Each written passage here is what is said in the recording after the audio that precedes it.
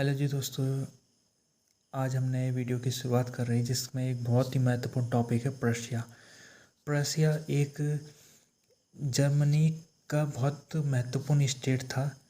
तो इसकी शुरुआत हम देख लेते हैं कैसे हुई थी कि पहले हमें ट्यूटोनिक समझने का मतलब है। ट्यूटोनिक जर्मनी को ही कहते हैं। ट्यूटोनिक ट्यूटोनिक आप कहीं भी पढ़ोगे तो ट्यूटोनिक का मतलब जर्मन होता है। तो ट्यूटोनिक नाइट यहाँ पर लिखा है तो इसका मतलब है नाइट का मतलब योद्धा। तो ट्यूटोनिक नाइट का मतलब यहाँ पर हो गया जर्मन के योद्धा। तो ये जो थे ट्यूटोनिक नाइट कौन लोग थे? ये लोग क्रूसेड, आपने सुना होगा कि क्रिश्चियन जो धर्म के लोग थे वो मुस्लिमों के खिलाफ लड़ रहे थे। तो उसी दौरान ट्यूटोनिक नाइट का जन्म हुआ था। ये जर्मनी के योद्धा लोग थे जो कि मुस्लिमों के खिलाफ आक्रमण कर रहे थे। अब ये प्रशिया की शुरुआत इनसे ही मानी जाती है। वो इसलिए मानी जाती है क्योंकि ये क्या करते थे, लड़ाई करने के बाद ये इनको अपने क्षेत्र में लौटने के बजाय ये इधर की ईस्ट वाले हिस्से में चले जाते थे जहाँ जंगल थे काफ़ी। और यहाँ क्यों जाते थे? क्योंकि यहाँ पोलैंड का शासन था। अब पोलैंड का राजा इनको बुलाता था कि ये जंगल की सफाई कर दे और यहाँ पर खेती बाड़ी शुरू कर दे। तो इनकी ये प्रशिया जो था यहीं पर, प्रशिया का ये ईस्ट वाला ही भाग ही माना जाता है। तो प्रशिया में सबसे पहले जो जर्मन ट्राइब को किसके द्वारा आए? ट्यूटोनिक नाइट के जरिए आए। अब इसी को ही हम कौन सी प्रोसेस कहते हैं जर्मनी में? ऑस्ट सीट लंग, यानी German on east ward expansion. German का ईस्ट की तरफ एक्सपेंशन होने की प्रोसेस थी ये। इससे क्या हुआ कि जब सेटलर यहाँ पर क्षेत्र में आने लग गए थे तो उनकी वजह से क्या हो रहा था, लैंग्वेज में चेंजेस आ रहे थे, कल्चर। और इन क्षेत्र में मतलब ईस्ट वाले क्षेत्र में जर्मन लैंग्वेज का काफ़ी यहाँ पर प्रचार होने लग गया था। जर्मन कल्चर भी यहाँ पर बढ़ने लग गया था। आने वाले समय में बहुत बड़ा प्रभाव हुआ इसका भी, हम देखेंगे क्या प्रभाव पड़ा था। लेकिन जो नाइट थे, जो योद्धा थे, वो स्वतंत्र नहीं थे। यानी वो पोलैंड के यहाँ पर पास था ये वाला क्षेत्र। तो पोलैंड का जो राजा था वो इनके ऊपर नज़र बनाए रखता था। यानी ये जो नाइट थे ये सबऑर्डिनेट थे, स्वतंत्र नहीं थे और पोलैंड के राजा के अधीन इस समय ट्यूटनिक नाइट हुआ करते थे। अब यहाँ पर हुआ ये कि डची ऑफ पर्सिया, लेकिन ये जो अधीन वाला सिस्टम थे ज़्यादा देर तक नहीं चला। और जो नाइट थे उन्होंने अपना एक ग्रुप बना दिया और ग्रुप बना के उन्होंने राजा के ऊपर लड़ाई घोषित कर दी। लेकिन पोलैंड के राजा ने इन्हें हरा दिया। और हराने के बाद क्या किया उसने उसने जो ट्यूटेनिक ट्राइब के लोग थे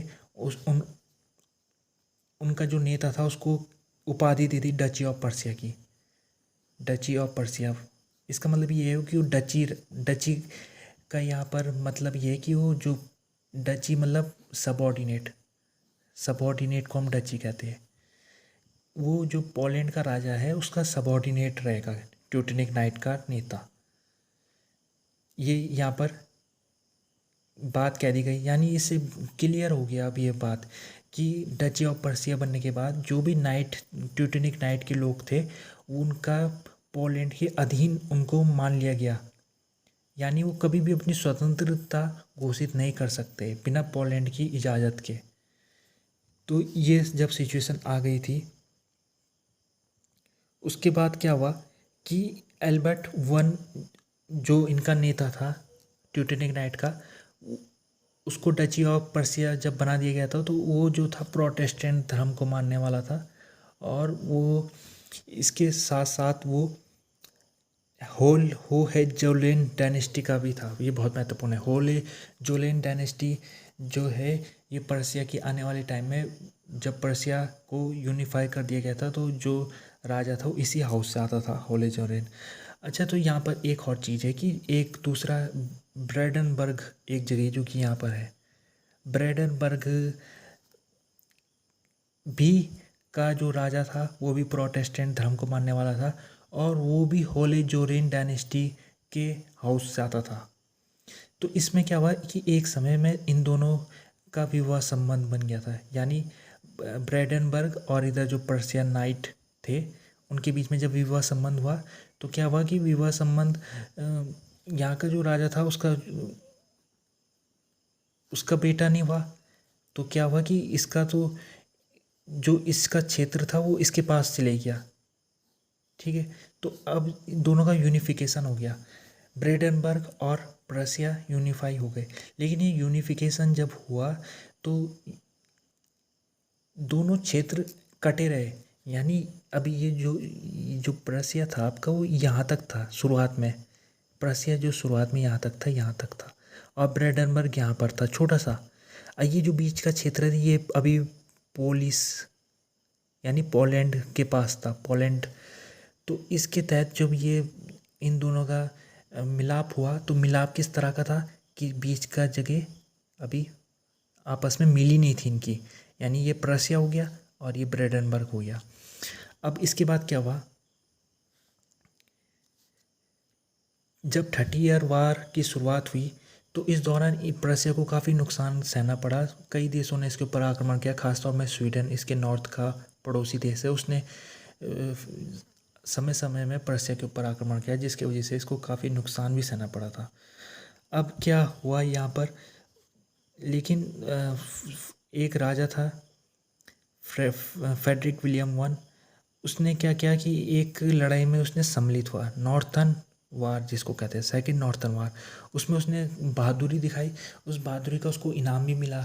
और इनाम ये मिला कि उसका जो फील्डम यानी उसका जो क्षेत्र था प्रसिया वाला और ब्रेडेनबर्ग वाला, इसको अब स्वतंत्रता दे दी गई पोलैंड के राजा द्वारा। यानी कि जैसे कि पोलैंड के राजा ने उसके ऊपर एक कंडीशन लगाई थी पहले कि वो डची बन के रहेगा, डची यानी उसका सबऑर्डिनेट बन के रहेगा। लेकिन अब ये कंडीशन हटा दी गई, यानी वो स्वतंत्रता कभी भी घोषित करने के लिए वो फ्री हो गया था। यहाँ पर जो प्रसिया का राजा था जो कि इस समय था फ्रेडरिक विलियम वन, यानी फ्यूडल ऑब्लिगेशन से वो मुक्त हो गया था। अब इसके बाद क्या हुआ,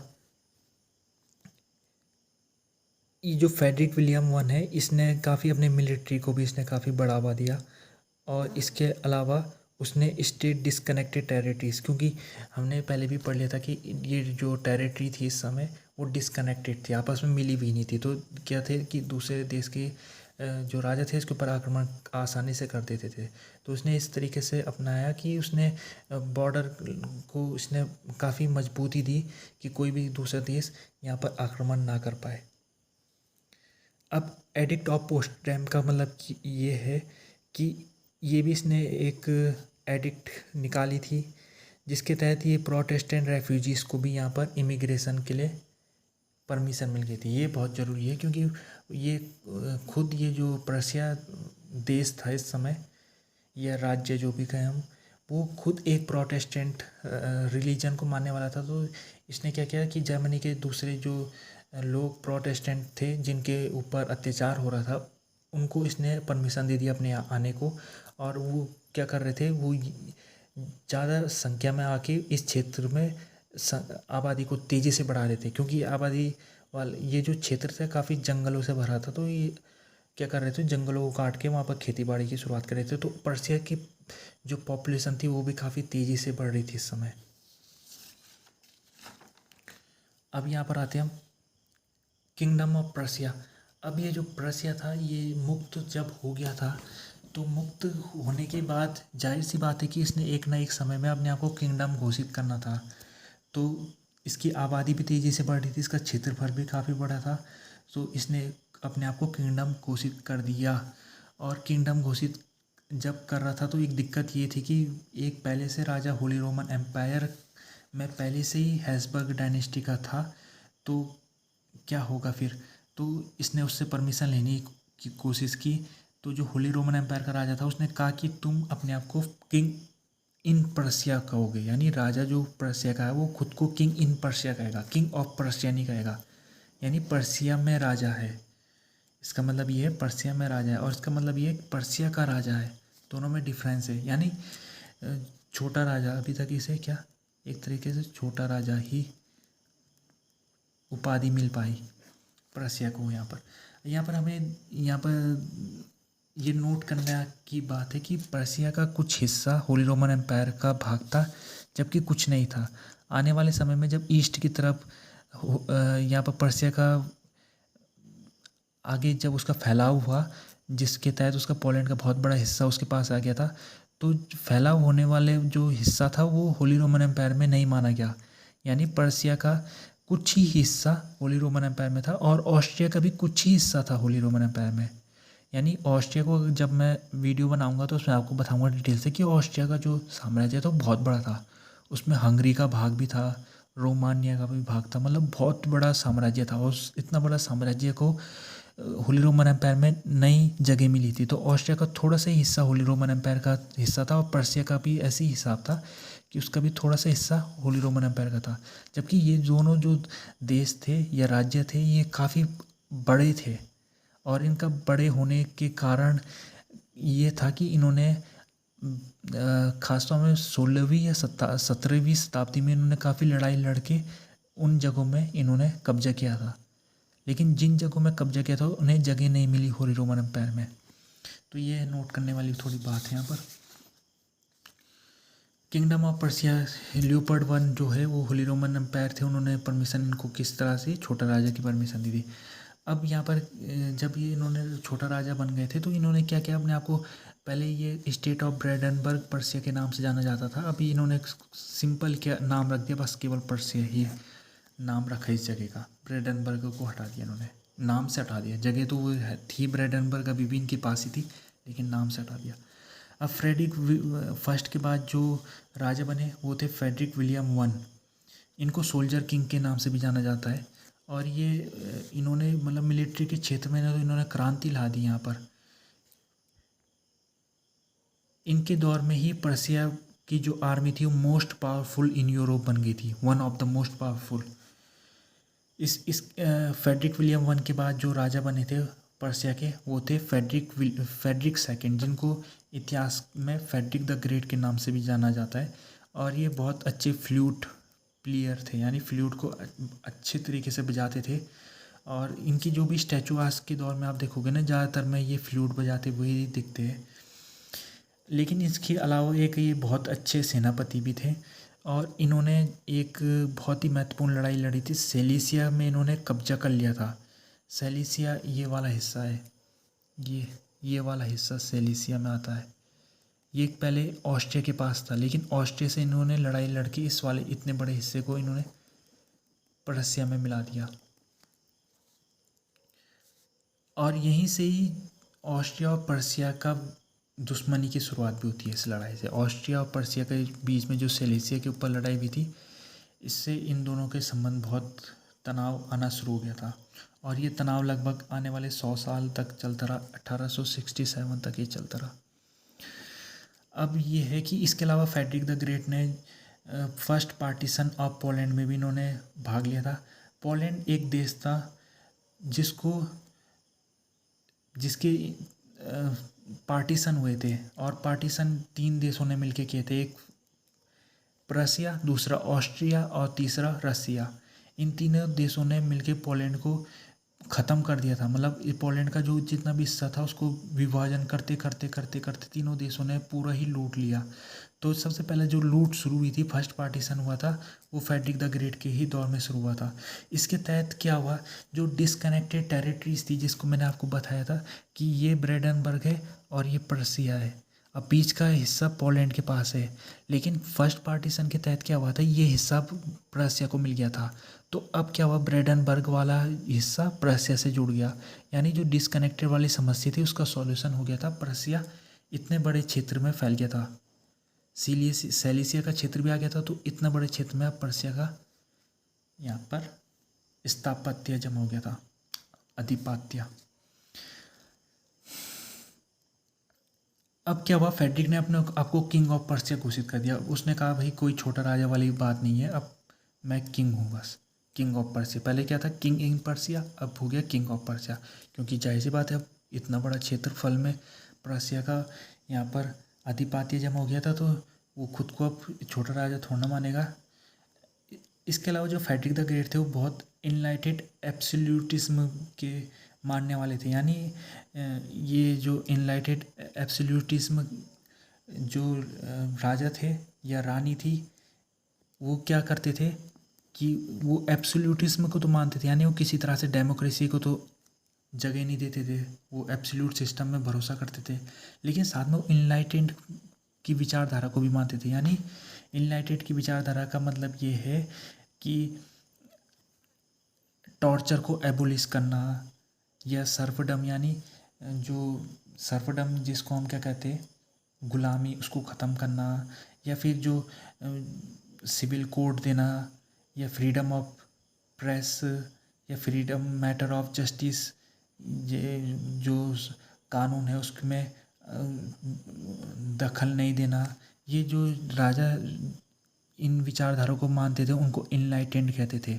तो ये जो फ्रेडरिक द ग्रेट थे ये इनलाइटेंड एब्सोल्यूटिज्म के को मानने वाले थे। यानी ये एब्सोल्यूट भी थे साथ में, लेकिन ये इनलाइटेंड विचारधारा को मानने वाले इसलिए भी थे क्योंकि वोल्टियर इनके दोस्त थे, जो कि इस विचार को फैलाया जिन्होंने। तो वोल्टियर जो थे फ्रेडरिक द ग्रेट के दोस्त थे, तो उनके प्रभाव से ही Frederick the great enlightened absolutism की विचारधारा को मानना उन्होंने यहाँ पर स्वीकार किया। इसके अलावा जो फ्रेडरिक द ग्रेट थे ये सेकेंडरी एजुकेशन में इन्होंने काफ़ी काम किया, और इन्होंने एक नई जर्मन जिम्नेशियम की स्थापना की, जिसे हम जर्मन ग्रामर स्कूल के नाम से भी जाना जाता है। ये बहुत ही फेमस इनका एक सुधार था, जिसके तहत जो जर्मन के एजुकेशन के क्षेत्र में बहुत ही वहाँ पर सुधार देखने को मिला। और यूनिवर्सिटी के जो अब जाने के लिए लोग थे वो काफ़ी जिम्नेशियम स्कूल जाने के बाद उनको काफ़ी अच्छा मौका मिला कि यूनिवर्सिटी का वो तैयारी कर सके। और इसी सिस्टम को आगे अमेरिका ने भी अपनाया था। तो ये जर्मन जिम्नेशियम जो कि बहुत अच्छा कदम था, जिसको बहुत ज़्यादा देशों ने आने वाले समय में अपनाया। तो इसकी शुरुआत भी फ्रेडरिक द ग्रेट से ही मानी जाती है। तो ये प्रशिया के सबसे फेमस राजा फ्रेडरिक द ग्रेट ही थे, सबसे शक्तिशाली, सबसे ताकतवर ये जो राजा हुए फ्रेडरिक द ग्रेट ही हुए। और इनका प्रभाव आज भी जर्मन के इतिहास में बहुत ही इनको माना जाता है। अब हम पढ़ते हैं नेपोलियनिक वार। नेपोलियनिक वार का के बारे में हम पढ़ेंगे। हमने पिछले एपिसोड में पढ़ लिया था कि फ्रांस में जब रेवोल्यूशन हुई थी तो उस रेवोल्यूशन का प्रभाव ये पड़ा था कि जो रेवोल्यूशन को ख़त्म करने के लिए यूरोप के देश थे उन्होंने फ्रांस के ऊपर आक्रमण कर दिया था, और आक्रमण करने में प्रशिया भी शामिल था। उसने जब प्रशिया ने फ्रांस के ऊपर हमला किया तो शुरुआत में तो फ्रांस को हार का सामना करना पड़ा, लेकिन फ्रांस ने उलटफेर करते हुए प्रशिया को हराना शुरू कर दिया। तो इससे जो प्रशिया था उसको काफ़ी नुकसान हुआ, और उसने फ्रांस से शांति कायम कर ली, जिसे हम 17 पीस ऑफ बेसल के नाम से जाना जाता है। 1795 में हुई थी है। इसके तहत जो प्रशिया था वो 10 साल तक लड़ाई से दूर रहा, लेकिन 1806 में फिर से फ्रांस और प्रशिया की लड़ाई शुरू हो गई। उसकी लड़ाई इस वजह से हुई क्योंकि ये इन दोनों में विवाद उत्पन्न हो गया था कि जर्मनी का जो क्षेत्र है, यानी होली रोमन एम्पायर का जो क्षेत्र है, उसमें फ्रांस चाहता था कि वो प्रशिया को ज़्यादा अहमियत ना दे, जबकि प्रशिया का तो क्षेत्र है, जाहिर सी बात है। तो प्रशिया इसको स्वीकार नहीं कर सकता था, तो उसने फ्रांस के ऊपर आक्रमण कर दिया था। 1805 में की बात है, ये 1806 की बात है। तो इससे क्या हुआ कि जब लड़ाई शुरू हुई तो फ्रांस ने प्रशिया को बुरी तरह हरा दिया। बैटल ऑफ जेंस ओस्टेंगेस, ये लड़ाई इस जगह भी थी। अब इससे क्या हुआ कि जब प्रशिया हार गया तो एक ट्रीटी साइन की गई, जिसके तहत प्रशिया का लगभग 1/3 हिस्सा प्रशिया से छीन लिया गया।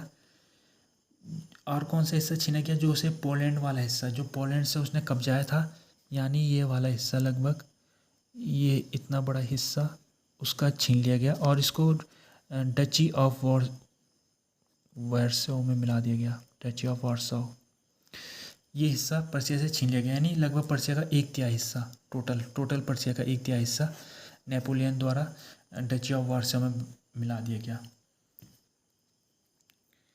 अभी क्या हुआ, इस लड़ाई का प्रभाव भी पड़ा प्रशिया में। प्रशिया के लोगों ने भी सोचना शुरू कर दिया कि क्यों हारे हम, क्यों हम जो है इतना शक्तिशाली होने के बावजूद हमें फ्रांस ने हरा दिया। तो उन्होंने कुछ सुधार किया, जैसे कि उन्होंने सर्फडम यानी गुलामी को ख़त्म कर दिया। उन्होंने जो जो किसान थे पहले वो अपने मालिक के गुलाम हुआ करते थे, तो ये सिस्टम ख़त्म कर दिया। इसके अलावा ज्यूस यहूदी जो लोग थे उनको स्वतंत्रता दे दी गई, यानी उन्हें फुल सिटीजनशिप यहाँ पर मिल गई थी। इसके अलावा फ्री ट्रेड यानी उसको इन्होंने इंट्रोड्यूस कर दिया। इसके अलावा compulsory military service for man, ये बहुत महत्वपूर्ण है। फ्रांस की जीतने की वजह यही थी कि फ्रांस ने पूरी अपनी आबादी को लड़ाई में झोंक दिया था। तो यही देखते हुए पर्सिया ने भी ये अपना तरीका अपनाया। उसने भी यही कहा कि कोई भी पुरुष है उसको कुछ समय के लिए मिलिट्री सर्विस देनी ज़रूरी है, कंपलसरी कर दिया गया। तो ये कुछ सुधार हुए, इसका असर भी देखने को मिला। और जब नेपोलियन को हार का सामना देखना पड़ा रसिया के खिलाफ, तो फिर से पर्सिया ने फ्रांस के खिलाफ युद्ध में सम्मिलित हो गया। और आखिरकार फ्रांस 1815 में जो बैटल ऑफ वाटरलू है, जिसमें नेपोलियन को हार का सामना करना पड़ा, उसमें आखिरकार यूरोप के देशों ने फ्रांस को हरा दिया। और जब फ्रांस हार गया था तो उससे क्या हुआ कि बहुत ही बड़े हिस्से में जिसमें फ्रांस ने यूरोप के देशों में कब्जा कर दिया था इस दौरान रेवोल्यूशनरी वार के दौरान, उन भागों को वापस उन देशों में मिला दिया गया जिसका रेवोल्यूशनरी वार से पहले हिस्सा हुआ करते थे। जैसे कि पर्सिया को कांग्रेस ऑफ वियना के द्वारा ही ये बंटवारा हुआ था। तो कांग्रेस ऑफ वियना में पर्सिया को काफ़ी रिवार्ड मिला, जैसे कि उसे जो उसकी ये वाला हिस्सा था जिससे उससे छीन लिया गया था, इसको वापस से डची ऑफ वार्सा को ख़त्म करके वापस ये क्षेत्र पर्सिया में मिला दिया गया था। अभी पर्सिया लगभग इतना बड़ा हिस्सा वापस आ गया उसके पास, यानी इतने बड़े क्षेत्र में उसका फिर से यहाँ पर आधिपत्य हो गया था। और इसके अलावा उसे राइन लैंड का पूरा ये जो क्षेत्र है ना, ये वेस्टर्न जर्मनी का जो हिस्सा है इसे राइनलैंड कहते हैं। ये कभी पहले फ्रांस का हिस्सा हुआ करता था, लेकिन नेपोलियन के हारने के बाद इसको पर्सिया में मिला दिया गया। और इसका एक मुख्य यहाँ पर बात यह है कि इसमें एक जगह है जिसे रूहर के नाम से जाना जाता है, रूहर वैली। यहाँ पर लोहा मिलता है, लोहा कोयला, खासतौर में कोयला। तो यहाँ पर जब ये फ्रांस से छीन के पर्सिया को दे दिया गया, तो यहाँ पर पर्सिया को इसका बहुत ज़्यादा फ़ायदा मिला इस क्षेत्र से, क्योंकि कोयला जब उसके पास आ गया तो उसके इंडस्ट्रियलाइजेशन की प्रोसेस तेज़ी आई पर्सिया में तब। तो ये जो रूहर वैली है, ये राइनलैंड का मिलने के बाद पर्सिया को जब मिला, तो इसके बाद यहाँ पर बहुत तेज़ी से इंडस्ट्रियलाइजेशन शुरू हो गया था पर्सिया में। इसके अलावा सैक्सनी भी एक क्षेत्र है जर्मनी का, वो भी उसका भी काफ़ी बड़ा हिस्सा पर्सिया को दे दिया गया। यानी ये जो पूरा जो बंटवारा हुआ था उसमें पर्सिया को इतना फ़ायदा हुआ कि उसकी पॉपुलेशन डबल हो गई। यानी जब बंटवारे से पहले जो पॉपुलेशन थी उससे बंटवारे के पास बाद जो ज़मीन उसे मिली उसके पहले के मुकाबले डबल पॉपुलेशन उसके पास आ गई थी। तो पर्सिया जो राज्य था वो कांग्रेस ऑफ वियना का जो बंटवारा था उसके बाद वो बहुत ही पावरफुल राज्य के तौर में उभर के आया। अब हम पढ़ेंगे वार ऑफ लिबरेशन। ये जो लड़ाई है ये जो नेपोलियन था उसने कई तरह के सिस्टम दिए थे, जैसे कि उसने फ्रीडम ऑफ प्रेस दिया था या फ्रीडम ऑफ एसोसिएशन। ये सब नेपोलियन जब तक था तब तक उसने वहाँ के लोगों को दिया था। तो जाहिर सी बात है लोग जो थे वो इन आज़ादियों को वापस नहीं, वो ये नहीं चाहते थे लोग कि वापस इनसे छीन ली जाए ये आज़ादी। तो क्या क्या लोगों ने कि कांग्रेस ऑफ वियना के बाद जो जिन देशों ने कांग्रेस ऑफ वियना में सम्मिलित हुए थे, उन्होंने कोशिश पूरी ये की कि किसी भी तरह के जो लिबरलिज्म की थ्योरी है जिसके तहत फ्रीडम ऑफ प्रेस आता है, फ्रीडम ऑफ एसोसिएशन आता है, उसको कुचल दिया जाए। लेकिन ये चाहने के बावजूद भी ये कुचल नहीं पाए। वो ललक लोगों में इतनी जोर से थी कि लोग ने हर यूरोप के लगभग हर देश में 1815 के बाद विद्रोह समय समय पे होते रहे। खास तौर में फ्रांस में तो लगभग 1823 में हुआ, फिर 1848 में हुआ। तो इस तरह से विरोध होने लग गए थे। वो विरोध इसीलिए हो रहे थे क्योंकि लोग चाहते थे कि उनको अधिकार मिले, उनको वोटिंग राइट मिले, उनको फ्रीडम मिल सके, आज़ादी मिल सके। तो ये जो लड़ाई है, ये रिवोल्ट है, ये जर्मनी में भी हो रहे थे। और इसकी शुरुआत सबसे पहले जो की थी वो एक स्टूडेंट मूवमेंट था। वो क्या चाहता था, जर्मनी को यूनाइट करना चाहता था। यानी होली रोमन एम्पायर तो ख़त्म हो गया था। तो होली रोमन एम्पायर के बाद क्या था, जर्मन कॉन्फेडरेशन बना हुआ था। जर्मन कॉन्फेडरेशन भी कुछ इसी तरह था, होली रोमन एम्पायर की ही तरह था। उसको छोटे छोटे राज्यों में बटा हुआ था और डिसेंट्रलाइजेशन की प्रोसेस थी। जबकि ये जो लोग थे, स्टूडेंट, ये चाहते थे कि जर्मनी एक इंडिपेंडेंट सिस्टम बने रहे और ये इंडिपेंडेंट कंट्री बने। मतलब ये जो पूरा जर्मनी है ये एक देश बने। ये चाहते थे स्टूडेंट, यूनिफाइड जर्मन नेशन चाहते थे। और इनको ब्लैक रेड गोल्ड, ये जो नक्शा, जो ये फ्लैग था ना जर्मनी का, वो इन 3 रंगों का ये इस्तेमाल करते थे जर्मन के फ्लैग को शो करने के लिए। जो कि आगे जब ये यूनिफाई हो गया था जर्मनी, तो इन 3 रंगों का ही इस्तेमाल किया गया था उनके फ्लैग में। और इसके अलावा ये कौन सा सिस्टम चाहते थे, प्रोग्रेसिव लिबरल पॉलिटिकल सिस्टम चाहते थे ये। लेकिन हुआ ये, इसके अलावा क्या हुआ यहाँ पर, प्रशिया ने 1834 में जर्मनी के दूसरे जो राज्य थे उनके साथ जो वे वेरिन की स्थापना कर दी गई। यानी जर्मन कस्टम यूनियन यहाँ पर स्थापित हो गया था, जिसके तहत जर्मनी के लगभग सभी स्टेट आपस में इकोनॉमिक तौर में यूनिफाई हो गए थे। इकोनॉमिक यूनिफाई हो गए थे। ये बहुत महत्वपूर्ण है। जोल वेरिन का, इसमें से ऑस्ट्रिया को नहीं लिया गया, ऑस्ट्रिया इससे अलग रहा। बाकी जो जर्मन के जितने भी राज्य थे, प्रशिया हो गया, बेवेरिया हो गया, वुटेनबर्ग हो गया, सैक्सनी हो गया, ये सभी राज्य ने इसमें इकोनॉमिक यूनिफिकेशन के तहत ये कस्टम यूनियन, इन्होंने अपना जितने भी बैरियर थे उनको हटा के एक ही पूरे इकोनॉमिक स्टेट के तौर में ये एक हो गए थे। लेकिन पॉलिटिकल अभी इनका यूनिफाई नहीं हुए थे। अब क्या हुआ, 1848 में पूरे यूरोप में विद्रोह होने लग गए थे।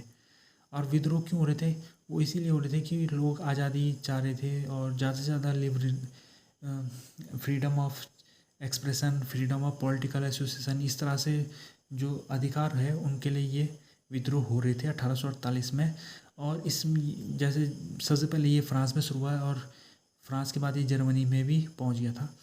अब ये यहाँ पर हुआ ये कि 1848 में जब पूरे यूरोप में रिवोल्ट हो रहे थे, तो जो मोनार्की थे वो डर गए थे। और ये जैसे जर्मन का इस समय प्रशिया का जो मोनार्क था उसका नाम था फ्रेडरिक विलियम फोर, ये भी डर गया और इसने जो विद्रोहकारी थे उनकी बात इसने माननी शुरू कर दी। और इसने कहा कि मैं एक नेशनल असेंबली का स्थापित करूँगा और कॉन्स्टिट्यूशन भी दे दूँगा लोगों को, प्रशिया के लोगों को। और इसी दौरान जो थे विरोधकारी जो थे वो सहमत नहीं थे इतने से ही, और वो चाहते थे कि वो यूनिफाई करना चाहते थे जर्मनी को। जबकि ये जो राजा था प्रशिया का, ये अभी तैयार नहीं था यूनिफिकेशन के लिए।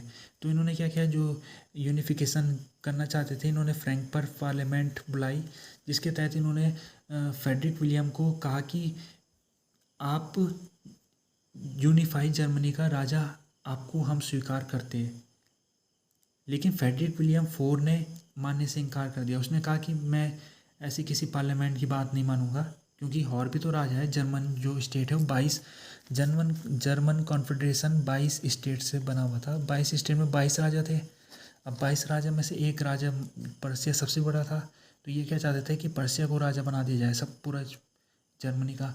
जबकि फ्रेडरिक विलियम ने कहा कि ऐसा नहीं होगा, क्योंकि और भी तो राज्य है और उनसे परमिशन लेनी भी जरूरी है, तो मैं ऐसे नहीं बन सकता हूँ राजा। तो उसने मानने से इनकार कर दिया इनका। और उसने मानने से इनकार इसलिए भी किया क्योंकि वो नहीं चाहता था अपनी पावर को खोना। वो मोनार्की के रूप में स्थापित था। अगर वो इनकी बात मान लेता तो उसे कॉन्स्टिट्यूशनल मोनार्की सिस्टम में लाना पड़ता, यानी उसे नाम मात्र का राजा रह जाता फिर वो। तो वो जानता था कि अगर वो इनकी बात मान लेता तो उसकी पावर सारी छिन जाती, तो उसने दिमाग का फैसला लिया और उसने रिफ्यूज़ कर दिया इनकी बात मानने से, और इस वजह से 1848 में जर्मनी का यूनिफिकेशन नहीं हो पाया। लेकिन फ्रेडरिक विलियम ने अपना कॉन्स्टिट्यूशन जो उसने प्रॉमिस किया था वो उसने दे दिया। पर्सिया का जो कॉन्स्टिट्यूशन था, और उस कॉन्स्टिट्यूशन में ख़ास बात ये थी कि उस कॉन्स्टिट्यूशन के तहत पर्सिया में 2 हाउस पार्लियामेंट की स्थापना की गई, और जो वोटिंग राइट दिए गए वो सभी पुरुषों को दिए गए जो कि 25 साल से ऊपर है।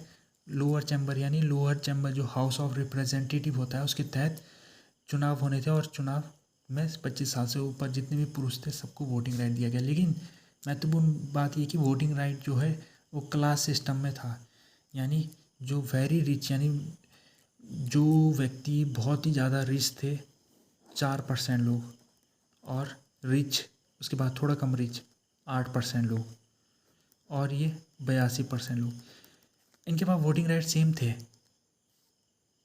33% सीट ये चुनेंगे, 33% सीट ये चुनेंगे, 33% सीट ये चुनेंगे। इनकी पावर जो थी 4% लोग 33% सीट चुनेंगे, 8% लोग 33% सीट चुनेंगे, 82% लोग 33% सीट चुनेंगे। ये 3 tier system voting right Persia के कॉन्स्टिट्यूशन में दिया गया। इसके तहत जो पावरफुल थे उनको वोटिंग राइट काफ़ी उनको पावर दी गई, और इसी के ही तहत हम यहाँ पर कह सकते हैं कि सभी पुरुषों को वोटिंग राइट तो दिया गया, लेकिन वो वोटिंग राइट उनके इकोनॉमी के ऊपर निर्भर करता था कि वो कितने रिच है या पुअर है। जो ज़्यादा रिच थे उनको सीट भी ज़्यादा दी गई, और पुअर को कम सीट मिली। तो ये सिस्टम के तहत ये पूरी तरीके से डेमोक्रेसी वाला सिस्टम ही था। लेकिन इसके बावजूद भी कुछ लिबरल एलिमेंट थे, जैसे कि फंडामेंटल राइट लोगों को दिए गए थे, जूरी कोड दिए गए थे, तो कुछ राइट दिए गए थे, जैसे फ्रीडम ऑफ प्रेस मिल गया था इनको, फ्रीडम ऑफ एसोसिएशन मिल गया था। लेकिन इन सब के बावजूद भी ये जो क्लास सिस्टम था ये बहुत महत्वपूर्ण है। पर्सिया का ये क्लास सिस्टम 1918 तक चलता रहा है। ये 1918 तक की 3 वोटिंग है, और इसका वजह ये रही कि पर्सिया का जो पॉलिटिकल सिस्टम था वहाँ जंकर जो लोग थे वो बहुत पावरफुल बने रहे। जंकर यानी वो नोबिलिटी के लोग होते हैं, जंकर नोबिलिटी के, ये मिलिट्री वाले जो लोग थे पर्सिया में, ये पावरफुल इसीलिए बने रहे क्योंकि इनको जो पॉलिटिकल पावर थी वो ज़्यादा दी गई थी। अब वार ऑफ यूनिफिकेशन, पर्सिया जो था वो सबसे बड़ा राज्य था जर्मनी का, लेकिन पूरा जर्मनी अभी यूनिफाई नहीं हुआ था, और वो यूनिफिकेशन जी की जो प्रोसेस थी उसको हम अभी पढ़ेंगे। उसकी जो शुरुआत की थी वो ओटो वॉन बिस्मार्क ने की थी, और उन्होंने एक फेमस स्पीच दी थी ब्लड एंड आयरन नाम की। अच्छा, 3 लड़ाई लड़ी गई थी यूनिफिकेशन की, जिसके तहत जर्मनी यूनिफाई हुआ। सबसे पहले जो लड़ाई लड़ी गई थी सेल्सविक वार, जो कि डेनमार्क के साथ लड़ी गई थी। ये सेल्सिक वाला क्षेत्र यहाँ पर है, ये वाला क्षेत्र जो है सेल्सिक होल्स्टाइन का है। ये जो यहाँ पर डेनमार्क यहाँ पर है। तो ये क्या था कि मिडिल एज के दौरान से ये क्षेत्र, ये वाला हिस्सा डेनमार्क के पास था। लेकिन ये डेनमार्क के पास था, यहाँ के लोग जर्मन भाषा बोलते थे, और डेनमार्क के साथ ये इस तरह से पर्सनल यूनियन के तौर में जुड़ा हुआ था। यानी इसके पास पावर थी सेल्सविक होल्स्टाइन के पास कि कभी भी डेनमार्क से अलग हो सके। लेकिन डेनमार्क का जो राजा आया उसने क्या किया, ज़बरदस्ती इस क्षेत्र को डेनमार्क में मिलाना शुरू कर दिया। तो इससे क्या हुआ कि पर्सिया और ऑस्ट्रिया या फिर दूसरे जो जर्मन स्टेट थे वहाँ पर नेशनलिज्म की भावना उत्पन्न हो गई, क्योंकि यहाँ के लोग जर्मन भाषा बोलते थे। ये पर्सिया या दूसरे जर्मन स्टेट के लोग कहने लगे कि हमें इनकी सहायता करनी चाहिए और डेनमार्क को यहाँ से भगा देना चाहिए इस जगह से। तो पहली लड़ाई इसीलिए हुई थी, और इस लड़ाई में जो लड़ी थी वो पर्सिया और ऑस्ट्रिया साथ थे और डेनमार्क इनके खिलाफ था। तो इन पर्सिया और ऑस्ट्रिया ने सेल्सविक होल्स्टाइन से डेनमार्क को यहाँ से हटा दिया। और अब ये दिक्कत शुरू हो गई कि सेल्सविक और होल्स्टाइन को कैसे बंटवारा किया जाए। तो बात में सहमति ये बनी कि सेल्सविक जो है वो प्रसिया के पास जाएगा और हॉलस्टाइन जो है वो ऑस्ट्रिया के पास जाएगा। पहले तो ये सेल्सिक वार हमने देख लिया था कि किस तरह से डेनमार्क को यहाँ से हटा दिया। ये तो क्या हो गया, हमारा सेल्सिक वार यहाँ पर ख़त्म हो गया। लेकिन दूसरी लड़ाई जो हुई थी वो है ऑस्ट्रो पर्सियन वार। और ऑस्ट्रो पर्सियन वार की जो लड़ाई थी वो ऑस्ट्रिया और पर्सिया के बीच हुई थी, और उसकी वजह ही यही थी कि सेल्सिक हॉलस्टाइन का जो बंटवारा था वो सही तरीके से नहीं हो पाया। क्योंकि यहाँ पर अगर हम देखें तो सेल्सिक हॉलस्टाइन की बॉर्डर जो है पर्सिया से लगती है, जबकि ऑस्ट्रिया तो इधर की तरफ है। ऑस्ट्रिया की बॉर्डर तो यहाँ किसी भी तरीके से नहीं लगती इस क्षेत्र से।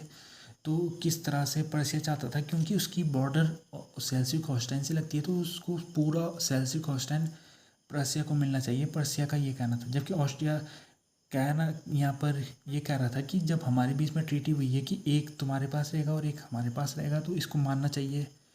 तो पर्सिया और ऑस्ट्रिया के इसी मतभेद के कारण ही यहाँ पर दूसरी जो इसके वार ऑफ यूनिफिकेशन था दूसरा, वो हुआ था, जो कि 1867 में हुआ था।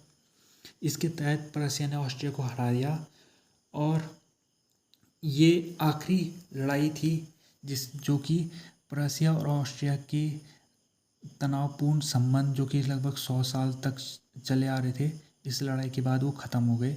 क्योंकि पर्सिया अब ये साबित हो गया था कि सबसे पावरफुल जर्मन स्टेट जो है वो पर्सिया ही है। तो इसके तहत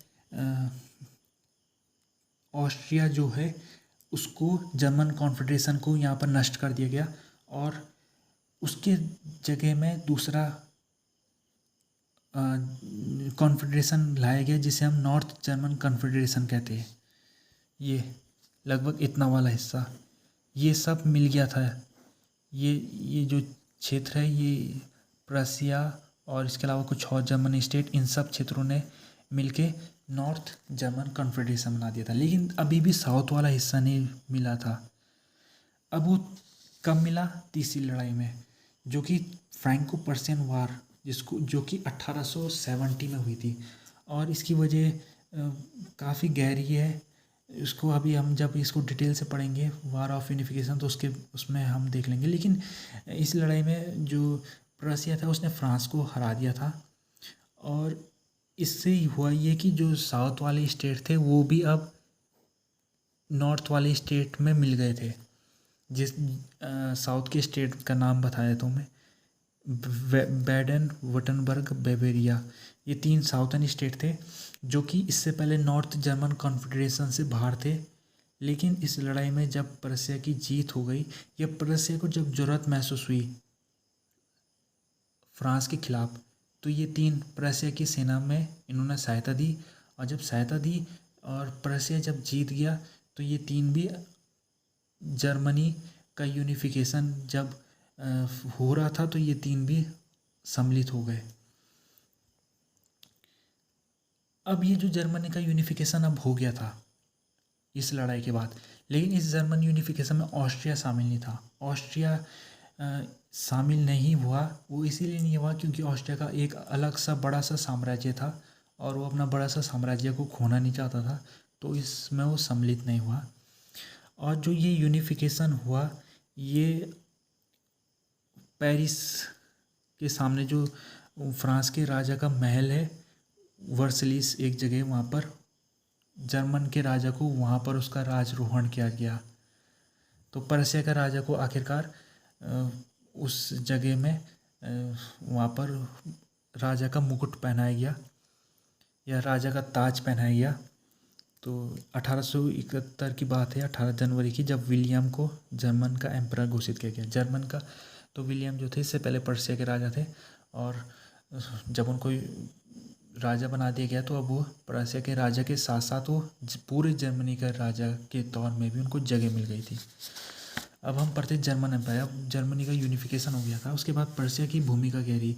जो जर्मनी का यूनिफिकेशन बनने के बाद जो जर्मनी था उसका लगभग 3/5 का तीसरा हिस्सा लैंड के हिसाब से ये पर्सिया का था, और पॉपुलेशन के हिसाब से 2/3, यानी पूरी जर्मनी की जो पॉपुलेशन थी उसका 2/3 हिस्सा पर्सिया का था। यानी ये पूरे जो जर्मनी यूनिफाई हुआ, उस यूनिफिकेशन में पर्सिया का जो वजन था वो बहुत ज़्यादा था। पॉपुलेशन के मान लीजिए अगर जर्मनी की उस समय पॉपुलेशन रही होगी अगर 4 करोड़ रही होगी, तो उसमें से लगभग 2.5 करोड़ या 3 करोड़ तो अकेले पर्शिया की आबादी रही होगी। और ज़मीन के आधार में भी पर्शिया का जो क्षेत्रफल था वो दूसरे जर्मन स्टेट के मुकाबले बहुत ही ज़्यादा था। और इसकी वजह से क्या हुआ कि यही कारण था, जो पर्शिया का राजा था वो हेरिडेटरी सिस्टम के तहत जर्मनी का राजा भी उसी को आगे समय में माना जाने लगा, क्योंकि जाहिर सी बात है पर्शिया सबसे बड़ा राज्य था तो राजा भी उससे निकलेगा। तो 1918 तक जो भी राजा हो जर्मनी का वो सब पर्शिया के राजा को ही जर्मनी का राजा माना गया। दूसरे जर्मनी स्टेट के जो राजा थे वो उनकी पोजीशन तो वैसी रखी गई, लेकिन उनमें से कोई भी जर्मनी का राजा नहीं बन पाया। इसके अलावा जो पर्शिया था उसने अपना जो 3 क्लास वोटिंग सिस्टम था उसको जीवित रखा, यानी यूनिफिकेशन के बाद भी पर्शिया का जो इलेक्शन होता था वो इसी आधार में होता था, 3 क्लास वोटिंग सिस्टम में। अब क्या हुआ, इसके बाद हम वेमार रिपब्लिक के बारे में पढ़ेंगे। जब जर्मनी फर्स्ट वर्ल्ड वार में हार गया था तो जर्मनी को बहुत बड़े अपने हिस्सा से हाथ धोना पड़ा, और जो हिस्से से हाथ धोना पड़ा वो इस इलाके से धोना पड़ा, पर्शिया के इलाके में। ये पोलैंड वाला जो हिस्सा उसने कब्जा रखा था इसको उससे छीन लिया गया और पोलैंड एक नया देश बनाया गया, जिसमें जर्मनी का ये वाला हिस्सा उससे छीन लिया गया। ये वाला हिस्सा था उसमें जिसको हम कोनिसबर्ग कहते हैं, और ये वाला हिस्सा था, यानी ये सिचुएशन वही वाली उत्पन्न हो गई जो लगभग 200 साल पहले थी, और ये वाला हिस्सा इससे डिस्कनेक्ट हो गया था, ईस्ट वाला हिस्सा। तो ये फर्स्ट वर्ल्ड वार के बाद हुआ था, और जो भी जर्मनी ने अपनी लैंड खोया वो सब पर्शिया का ही हिस्सा था। जैसे कि यहाँ पर लिखा भी है ट्रीटी ऑफ वर्सरी, जो कि फर्स्ट वर्ल्ड वार के बाद घोषित हुई थी, उसके तहत जर्मनी ने जो बहुत बड़ी मात्रा में अपना ज़मीन का हिस्सा खोया था। और इसके अलावा प्रभाव ये पड़ा था पर्शिया में कि पर्शिया का जो 3 क्लास सिस्टम था उसको अब ख़त्म कर दिया गया। वेमार रिपब्लिक की जब घोषणा हो गई थी उसका जो मोनार्की सिस्टम था वो भी ख़त्म हो गया था जर्मनी का, क्योंकि जो लड़ाई थी फर्स्ट वर्ल्ड वार उसकी वजह ही मोनार्की था। तो जर्मनी जब हार गया था तो उन्होंने मोनार्की वाला सिस्टम हटा दिया। अब वहाँ डेमोक्रेसी आ गई थी, तो डेमोक्रेसी जब आ गई थी तो उन्होंने ये वाला सिस्टम भी उन्होंने ख़त्म कर दिया 3 क्लास वाला। अब पर्शिया का जो वोटिंग था वो बिल्कुल सीधा 1 पर्सन 1 वोट। अब 1919 से 1932 तक जो था उस समय पर्शिया का स्टेट में जो सरकार आई वो ज़्यादातर सोशल डेमोक्रेट, कैथोलिक सेंटर और जर्मन डेमोक्रेट इस पार्टी के लोगों की सत्ता आई, यानी कोलिशन गवर्नमेंट बनी रही और ठीक ठाक सिस्टम यहाँ चला। कोई तख्ता पलट वगैरह यहाँ पर इस समय नहीं हुआ। लेकिन जब हिटलर आ गया था सत्ता जर्मनी में, उसके बाद प्रभाव ये पड़ा कि हिटलर ने सारा जर्मनी को सेंट्रलाइज कर दिया। इससे पहले जर्मनी कभी भी सेंट्रलाइज नहीं था। यहाँ पर हमें बहुत ध्यान देना है कि जर्मनी आज भी, अगर हम उसका कॉन्स्टिट्यूशन देखें तो आज भी वो क्या है, फेडरल सिस्टम है, यानी स्टेट के पास बहुत पावर है। और ये लगभग हज़ारों सालों से वहाँ एक परंपरा है कि वहाँ डिसेंट्रलाइज सिस्टम ही जर्मनी में चलता रहा है, जैसे हमने होली रोमन एम्पायर में पढ़ा था। तो हिटलर एकमात्र व्यक्ति था जिसने पूरे जर्मन को सेंट्रलाइज कर दिया था, यानी कि उसने जो पर्शिया की जो पार्लियामेंट है उसको उसने निरस्त कर दिया, और किसी भी तरीके से डेमोक्रेसी वाला सिस्टम सब ख़त्म हो गया था वहाँ। और पूरा सभी स्टेट जो जर्मनी के थे वहाँ पर उसने अपने अपने गवर्नर चुन के रख दिए जो कि सिर्फ उसको ही जवाबदेही थे। तो ये सारा सिस्टम हिटलर ने अपनाया था पर्शिया में। अब पर्शिया का हिटलर ने जब सेकेंड वर्ल्ड वार की शुरुआत की तो उसने क्या किया, पोलैंड वाला जो हिस्सा जर्मनी से छीन लिया गया था उसको वापस उसने जर्मनी में मिला दिया। लेकिन ये कुछ समय के लिए मिल पाया, क्योंकि आखिर समय में जर्मनी को सेकेंड वर्ल्ड वार में भी नुकसान सहना पड़ा, और अब तो हालत और ही पूरी हो गई। अब तो ये लगभग ये पूरा हिस्सा ये जर्मनी से छीन लिया गया, ये वाला हिस्सा भी जर्मनी से छीन लिया गया, ये भी जर्मनी से छीन लिया गया। इसको पोलैंड, कुछ हिस्सा पोलैंड के पास चले गया, कुछ हिस्सा रसिया ने ले लिया। और जर्मनी के भी दो भाग हो गए, एक ईस्ट जर्मनी एक वेस्ट जर्मनी। तो ये बहुत बड़ा नुकसान सहना पड़ा सेकेंड वर्ल्ड वार में जर्मनी को। अब क्या हुआ, जब सेकेंड वर्ल्ड वार ख़त्म हो गया था उसके बाद जर्मनी के ऊपर कब्जा कर लिया था अलाई पावर में, जिसमें यूएस, फ्रांस, इंग्लैंड और सोवियत यूनियन सम्मिलित थे। इन सब ने क्या किया, प्रशिया को नष्ट कर दिया। यानी प्रशिया स्टेट अब जो भी प्रशिया का क्षेत्रफल था उसको तोड़ दिया उन्होंने और छोटे छोटे राज्य बना दिए। वो इसीलिए बनाए इन्होंने क्योंकि प्रशिया का जो सिस्टम था वो मिलिट्रिलिज्म के आधार में था। यानी वहाँ की जो प्रशिया का जो सिस्टम था वो कुछ इस तरह से था कि लोग वहाँ पर चाहते थे, मिलिट्री को बहुत चाहते थे लोग वहाँ पर। वो चाहते वो हर समय चाहते थे कि लड़ाई होती रहे, बस लड़ाई को पसंद करने वाले लोग रहते थे पर्शिया में। और उन्हीं के कारण लगभग वर्ल्ड वार जितने भी हुए वो पर्शिया मानसिकता की बहुत बड़ी वजह थी, कि क्योंकि दोनों वर्ल्ड वार की शुरुआत करने में जर्मनी का एक बहुत बड़ा रोल था। तो इसी वजह से इसको अलाई पावर ने सोचा कि क्यों ना इसे हम, जब हम पर्शिया को नष्ट कर देंगे तो ये जर्मनी भी अब आगे से कोई लड़ाई नहीं कर पाएगा। तो ये ऐसी पॉलिसी अपना के उन्होंने 1947 में पर्शिया को डिसबैंड कर दिया, यानी डिसॉल्व कर दिया। तो ये वीडियो यहीं तक ही है। अगर ये वीडियो अगर आपको पसंद आया होगा तो वीडियो को लाइक, कमेंट और चैनल सब्सक्राइब करना। वीडियो देखने के धन्यवाद।